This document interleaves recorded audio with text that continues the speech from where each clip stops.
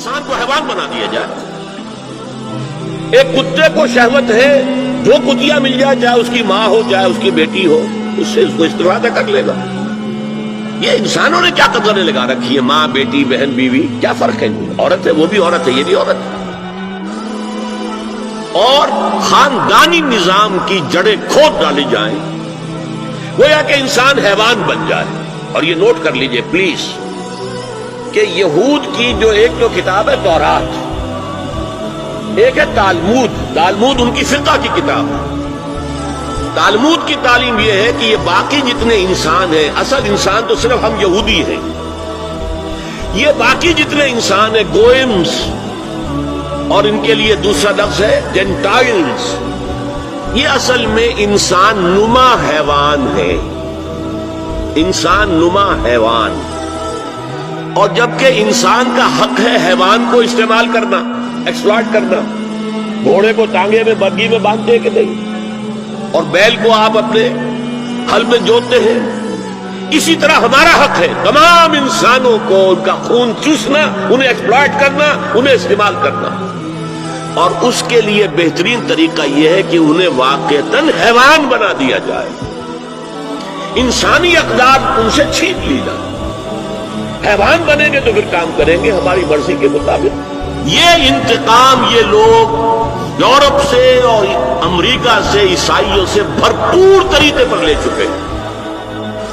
شرم اور حیا نام کی کوئی شے نہیں ہے، عصمت و عفت کا کوئی حساب نہیں، کوئی ذکر ہی نہیں. اور گواہی ہے کیا ہے؟ پریزیڈنٹ کلنٹن نے کہا تھا 2 سال پہلے یا 3 سال پہلے، وہ جو ان کی اینوئل سپیچ ہوتی ہے، state of the union address, اس نے کہا تھا عنقریب ہماری قوم کی اکثریت حرامزادوں پر مشتمل ہوگی. یہ حرامزادے کا لفظ میں نے ترجمہ کیا ہے born without any wedlock. ایک تو ہوتا ہے ایک مرد اور عورت کی شادی ہوئی ہے، نکاح ہوا ہے، پھیرے پڑے، کچھ بھی ہوا ہے، لیکن اعلانیہ طور پر وہ اب شوہر اور بیوی کی حیثیت سے ہے، تو ان کی اولاد ہو رہی ہے، جائز اولاد ہے. ایک بغیر شادی کی اولاد ہو رہی ہے تو یہ حرامی ہے، حرامزادے ہیں. انہوں نے کہا کہ ہماری قوم کی اکثریت حرامزادوں پر مشتمل ہے. ہومو سیکسولیٹی، لیسبینز، گیز، اور بالکل ڈکلیئر کرتے ہیں. پادری ڈکلیئر کرتا میں گے ہوں، سینیٹر ڈکلیئر کرتا میں گے ہوں. انہیں کوئی شرم ہی نہیں، اس کے اندر کوئی حجاب نہیں، اعتراف کرنے کے اندر کہیں بھی کسی طرح کی رکاوٹ نہیں، ہچکچاہٹ ہی نہیں. جنسی لذت ہر طریقے سے حاصل کی جا سکتی ہے. زنا بالرضا ہو تو کوئی جرم ہے ہی نہیں. ہاں زنا بالجبر ہو تو جرم ہے. کہ یہ مغرب یہودیوں کی سازش کے تحت اور امریکہ کی عظیم قوت کو استعمال کرتے ہوئے، سول سپریم پاور آن ارتھ، آج یہ ہمارے گرد گھیرا تنگ کرتے چلے آ رہے ہیں کہ ہمارا معاشرتی نظام بھی تلپٹ ہو جائے، درہم برہم ہو جائے، ہماری اقدار بھی ختم ہو جائے، ہمارے ہاں بھی عورت اور مرد بالکل برابر ہونے کے مدعی ہو کر میدان میں آ جائیں، عورت مرد بن جائے، مرد عورت بن جائے، مردوں کی شادیاں ہو جائیں کہ ایک مرد شوہر اور ایک مرد بیوی اور رجسٹر ہو جائے شادی.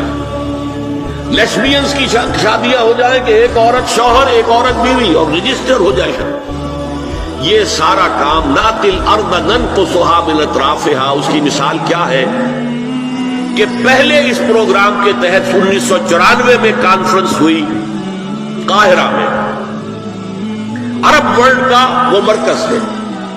دوسری 1 سال کے بعد کانفرنس کر دی بیجنگ میں، اور اس کے بعد بیجنگ +5 کانفرنس ہوئی ہے. نام اس کا کیا تھا کانفرنس کا؟ Women 2000، gender equality, development and peace for the 21st century. Preparatory document میں نمبر 1 ہومو سیکسولیٹی کو نارمل سیکسول اورینٹیشن قرار دیا جائے. کوئی جرم نہیں ہے. مرد مرد سے شہوت نانی کرے. عمل قوم لوط، ایک شخص جو ہے عورت سے اپنی خواہش پوری کرنا چاہتا ہے، ایک مرد سے کرنا چاہتا ہے، تمہیں کیا اعتراض ہے؟ نمبر 3 عورتیں گھر کا کام کاج کرنے سے انکار کر دیں یا اس پر ویج طلب کریں، مزدوری دو میں، محنت دو تب ہم کام کریں. یہ چولہا جھونکنا، یہ روٹی پکانا، برتن دھونا، یہ اس کے لیے ہمیں اجرت چاہیے، لیبر چاہیے۔ نمبر 4، عورت حمل اور وضع حمل کی جو تکلیف برداشت کرے اس پر بھی شوہر سے اجرت لے۔